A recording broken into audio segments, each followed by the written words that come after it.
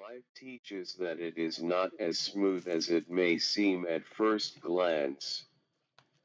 Consider the duck or swan gliding gracefully on a calm or troubled lake.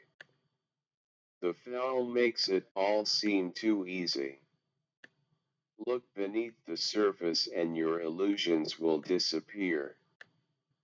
Life is that way. For every dollar earned, 99% effort must be applied, and for every dollar saved, 150% effort must be applied. That is a difficult lesson to internalize, and most will not get it. Most of us are programmed to give up when the task becomes difficult or we are challenged in our efforts in some way. If I may borrow a lesson from Solomon of Israel, the circumstances of his birth, his older brothers and part of his lineage being outside of the lineage of the children of Israel. He was never supposed to be a king of Israel.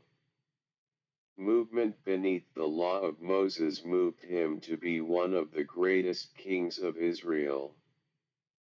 Our children often give up before they reach their full potential. Those who ally themselves with destructive forces are sometimes dragged down along the way. Few people think about these potential circumstances when they are up to their neck in alligators and are busy trying to drain the swamp. Such is life. It is a fatal flaw to expose the soft underbelly while reaching for that which one has not earned. Life teaches that gators love the nutrient-rich guts of those who expose the soft underbelly, be they individuals or nations.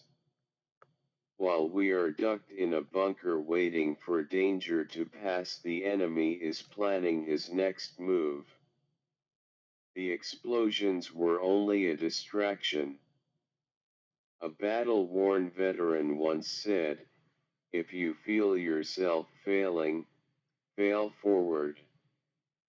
By failing forward, we gain another inch that we will not have to fight and bleed for if we can manage to get up again. In May of 1968, Battery A, 1st Battalion 13th Field Artillery of the 24th Infantry Division soldiers were bused to Munich, West Germany and flown to JFK International Airport. Those with vehicles to be picked up were then bused to Bayonne, New Jersey. There the young man retrieved his 1962 Pontiac Catalina. He began the journey that would eventually get him to Warrenton, Georgia. Around 10 that night the lights began to dim and the motor ran rough. He pulled to the side of the expressway and let the engine idle. At idle the lights brightened and all was well. There was a charging issue. He drove on to the next exit. There was a service station with a mechanic on duty. The drive belt was slipping when the engine R.P.M increased.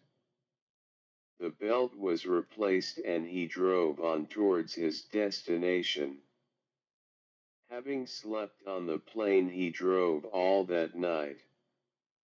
He arrived at his parent home before sundown. He went looking for old friends after dinner.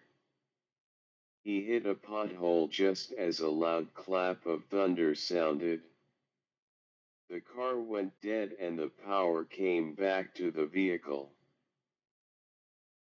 That had happened the night before taking the vehicle to be shipped.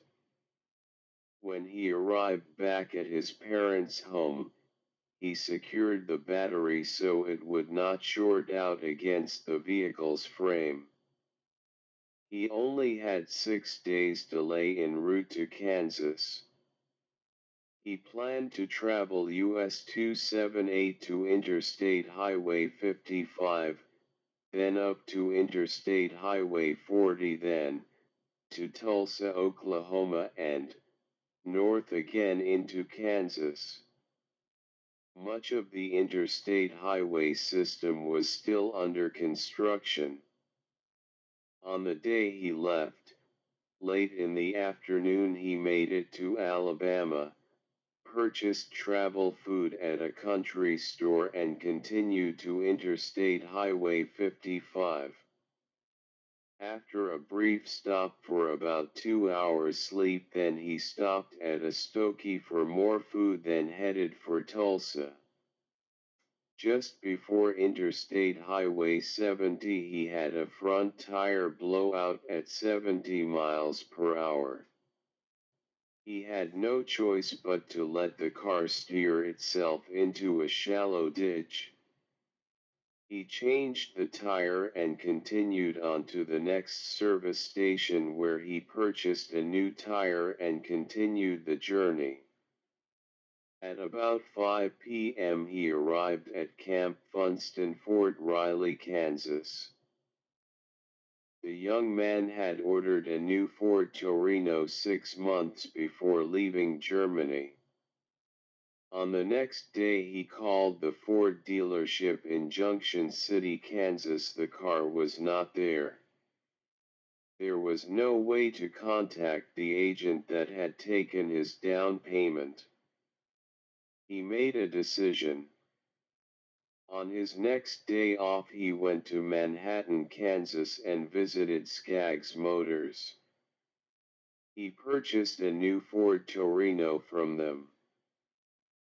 It gets hot in the Midwest, but the car he wanted had no AC. He purchased it anyway, taking out a loan for about $1,600. It should be illegal to sail a car in the Midwest without AC. His orders for Viet Nam arrived in late October. He was flown to McCord Air Base and from there to Cam Ranh Bay, Vietnam, where a military plane took him to Bien Hoa training area. His destination was Camp Eagle near Phu Bai, and eventually a helicopter to Rockesson Fire Support Base, Rockesson, Montana. History Portal. The 321st Field Artillery of the 101st Airborne Division. In April of 1969 a move to Firebase Brick was executed to ensure that all personnel were familiar with airlift procedures. Up until that time there had been no contact with hostile forces. Each section gave up a man to form a perimeter around the new location. The unit delivered supporting fire from that location for 1 week while another battery occupied the Rockesson location. Upon our return to our mountain-top base, we started preparing for another move. That move came on the morning of May 13, 1969. The move to the area of Hamburger Hill took almost an hour flight by chopper. On arrival at the engineer-prepared base, the 105 mm M102 howitzer was staked down immediately upon landing, laid for direction and ammunition lots registered. In between fire missions everybody worked on improving their position. Among those improvements was the building of overhead cover. Ammunition boxes and steel planking were the main building materials. We all slept in the open air. The cover was for protection from incoming mortars. The first 2 days were quiet.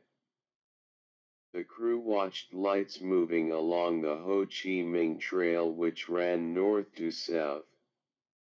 Across the valley could be seen a crashed Chinook lying on a 105 mm howitzer from an earlier operation in the area. The entire situation was a time bomb waiting to go off. An infantry battalion operated from the same location. They provided perimeter protection. It should have been a secure area from ground invasion.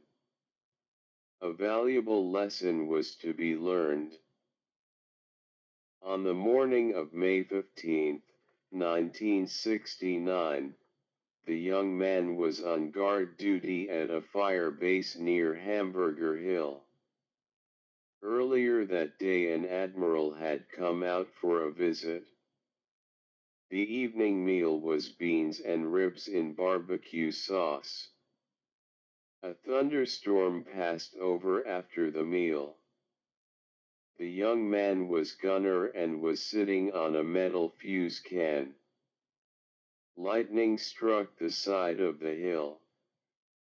He was knocked off the can and the executive officer's hand was split open while holding a radio handset. After midnight there was a series of explosions. It appeared that the 155 mm pig battery was firing. There were, however, no crews out. The explosions were walking towards him. He woke up the section and got them under cover. He entered last to wait out what appeared to be a mortar attack. Seconds later a loud explosion knocked the breath out of him.